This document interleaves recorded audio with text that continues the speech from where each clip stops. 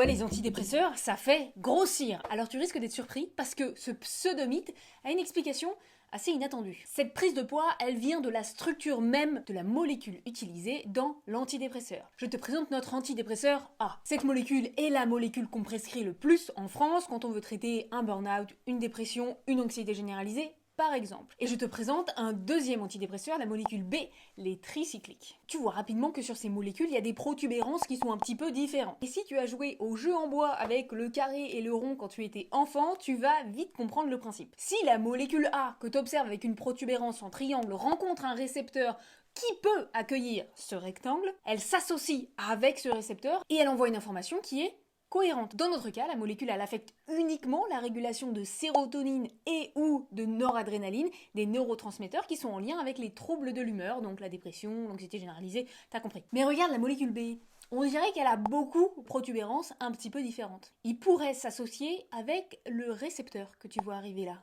Sauf que ce récepteur-là, c'est pas n'importe quel récepteur. C'est un récepteur à histamine. L'histamine, c'est un neurotransmetteur qui rentre en jeu dans la régulation de ton appétit. Donc malgré le fait que ces petites protubérances sont pas exactement parfaitement compatibles avec le récepteur, ils le sont suffisamment pour que ça bloque l'entrée du récepteur pendant plusieurs heures. Ce qui fait que l'histamine ne peut plus se connecter au récepteur. Sauf que l'histamine, comme je te l'ai dit, ça régule ton appétit et le fait de ne pas pouvoir se connecter à son copain le récepteur, ça va faire que tu vas avoir de plus en plus faim et donc augmenter tes apports et donc voir ton poids augmenter aussi. Mais en réalité, cette prise de poids, c'est plus un mythe en 2025. Pourquoi ? Parce que ces antidépresseurs tricycliques ne sont plus prescrits à la volée.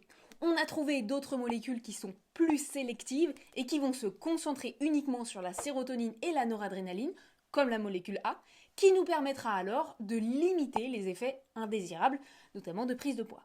Donc quand quelqu'un a des difficultés et qu'il a besoin d'un soutien médicamenteux, en général on commence par la molécule A, les inhibiteurs à la pompe de recapture à sérotonine, et ensuite si on a fait plusieurs essais et qu'on a observé plusieurs échecs, là on va commencer à penser parfois, en fonction des cas, au tricyclique. C'est pour cette raison que je vous invite à aller voir des psychiatres. Les médecins généralistes sont super et aident énormément sur le soin mental des individus. Néanmoins, quand la pathologie psy devient plus complexe et ne réagit pas aux médicaments, il est important d'aller voir un médecin qui est spécialisé dans la prise en charge de la dépression, de l'anxiété généralisée, pour trouver la molécule qui fonctionne sur vous. Maintenant tu sais.